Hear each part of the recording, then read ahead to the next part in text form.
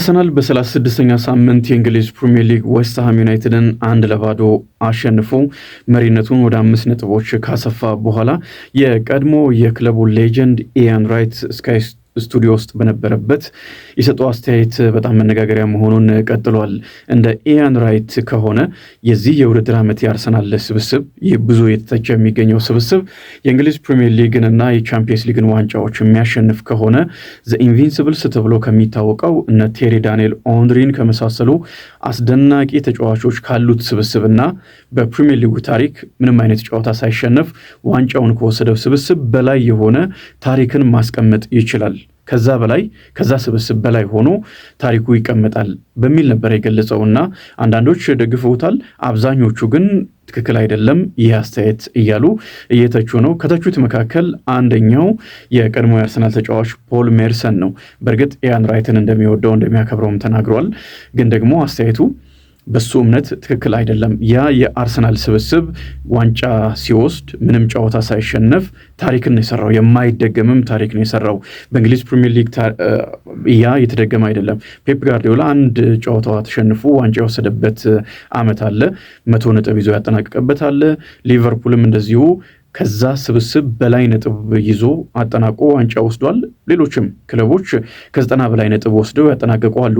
ግን ደግሞ ጨዋታን ሳይሸነፍ በውድድር ዓመቱ 38ቱም ጨዋታዎች ሳይሸነፍ ማጠናቀቅ በጣም ከባድ ነገር ነውና ያ የማይደገም ታሪክ ነው ብሏል ሜርሰን። ግን ደግሞ አሁን አርሰናል ሁለቱን ዋንጫዎች ቢበላ ወይም ቢያሸንፍ የተሰራን ታሪክ ነው የሚደግመው። ለምሳሌ ማንቸስተር ዩናይትድ እና ማንቸስተር ሲቲ በእንግሊዝ ክለቦች ታሪክ በአንድ የውድድር ዓመት ፕሪሚየር ሊጉንም ቻምፒየንስ ሊጉንም አሸንፈው ያውቃሉ።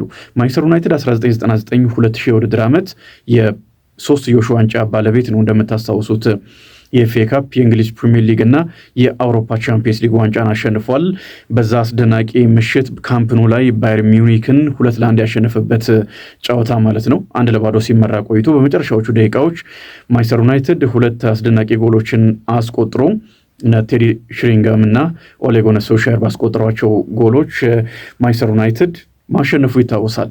ስለዚህ በእንግሊዝ የሁለትዮሽም የሶስትዮሽም ዋንጫ ባለቤት መሆን ታሪክ አለ። ማንቸስተር ሲቲም በቅርቡ የአውሮፓ ቻምፒየንስ ሊግን ባሸነፈበት የውድድር ዓመት ኤፍኤ ካፑንም ፕሪሚየር ሊጉንም እንደዚሁም ቻምፒየንስ ሊጉንም ማሸነፍ ችሏል። በውስጡ የሁለትዮሽ ድል አለ ማለት ነው። ፕሪሚየር ሊጉንና ቻምፒየንስ ሊጉን ማሸነፍ ይሄ ነው ለኢያን ራይት አንደኛ የተደገመ ታሪክ ነው እንዲል ያደረገው። አሁንም ቢሆን ክለቦች ሰርተውታል፣ በቀጣይም ሊሰሩት ይችላሉ። ሌሎችም ክለቦች ቻምፒየንስ ሊጉንም ፕሪሚየር ሊጉንም ሊያሸንፉ ይችላሉ። ግን የቴሪ ዳንኤል ኦንሪ ስብስብ ያሳካው ውጤት ሊደገም የሚችል አይደለም የሚል እምነት አለው። እናንተ እንዴት ታስባላችሁ? ወይም ምን ይታያችኋል? አርሰናል በዚህ የውድድር ዓመት የፕሪሚየር ሊጉን ዋንጫ የሚወስድበት እድል የሰፋ ይመስላል። አሁን ቀጣይ 2 ጨዋታዎች አሉ።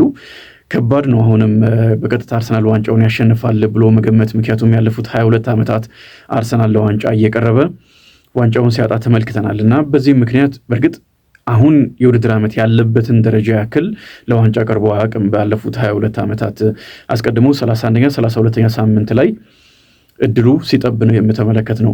ካቻምና እስከ መጨረሻ ሳምንት ድረስ እድል ቢኖረውም ግን ማንቸስተር ሲቲ ያሸነፈ በሄደ ቁጥር ዋንጫውን የማሸነፍ እድሉ በሲቲ እጅ ስለነበረ አርሰናል ቀድሞ ነው አሳልፎ ያንን እድል የሰጠው እንጂ እስከ መጨረሻ ሳምንት ድረስ እድል ነበረው።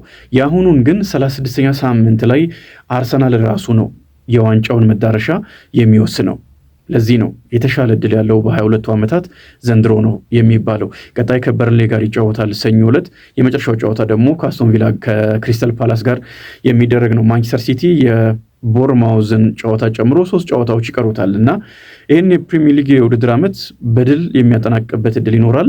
በአውሮፓ ቻምፒየንስ ሊግም በታሪኩ ለሁለተኛ ጊዜ የፍጻሜ ተፋላሚ ሆኗል። 2006 ላይ ነበረ ከባርሴሎና ጋር በፓሪስ ላይ የፍጻሜ ተፋላሚ የነበረውና በባርሴሎና 2-1 ተሸንፏል እንደምታስታውሱት። ከዛ በኋላ ለዋንጫ አልፏል።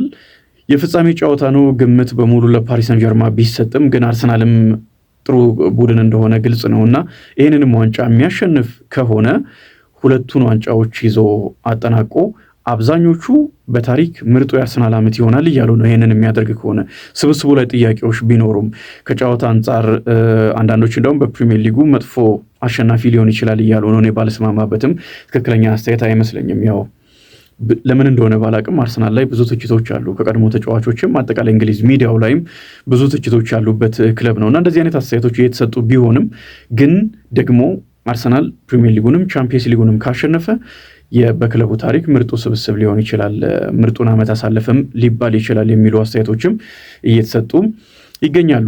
ያ ዘ ኢንቪንሲብልስ የሚባለው የአርሰናል ስብስብ 90 ነጥቦችን ይዞ ነው ያጠናቀቀው። 26 ጨዋታዎችን አሸንፎ 12 ጨዋታዎችን ባቻ ውጤት አጠናቋል። ያ ስብስብ ዘንድሮ አርሰናል ዋንጫውን ሁለቱንም ጨዋታዎች አሸንፎ የሚወስድ ከሆነ 85 ነጥቦች ላይ ነው የሚደርሰው። ግን ደግሞ አጠቃላይ የውድድር ዓመቱን ከተመለከትን ብዙ ጨዋታዎችን ያሸንፈው ይህ ስብስብ ነው። ከነ ቴሪ ዳንኤል ኦንሪ ስብስብ አንጻር ከተመለከትን 41 ጨዋታዎችን አሸንፏል። በአውሮፓ አሁን 60 ጨዋታዎች ላይ የደረሰ ብቸኛው ቡድን ነው። በዚህ የውድድር ዓመት 41 ጨዋታዎችን አሸንፏል። ከ60ዎቹ ጨዋታዎች መካከል በታሪኩ አርሰናል በአንድ የውድድር ዓመት ብዙ ጨዋታዎችን ያሸነፈበትም የውድድር ዓመት ነውና እነዚህንም ሌሎችንም ነጥቦች በመደርደር እናንተስ ምን ይሰማችኋል? አርሰናልስ ዋንጫውን የማሸነፍ እድል አለው ወይ?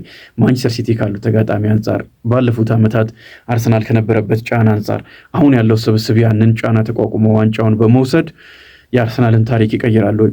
በእርግጥ አርሰናል ካለፉት ዓመታት አንጻር ከተመለከትን ከባድ ጫናዎችን አልፏል። የዌስትሃም ጨዋታ ራሱ ትልቅ ጫና የነበረበት ነው። ከዛ አስቀድሞም የተደረጉ ጨዋታዎች በሲቲ ከተሸነፈ በኋላና ከረዥም ጊዜ በኋላ መሪነቱን አሳልፎ ከሰጠ በኋላ በድጋሚ ወደ አሸናፊነት መጥቶ ኒውካስልን አሸንፎ ፉልሃምን አሸንፎ ዌስትሃምን አሸንፎ ወደ መሪነት መምጣት ቀላል ነገር አይደለም።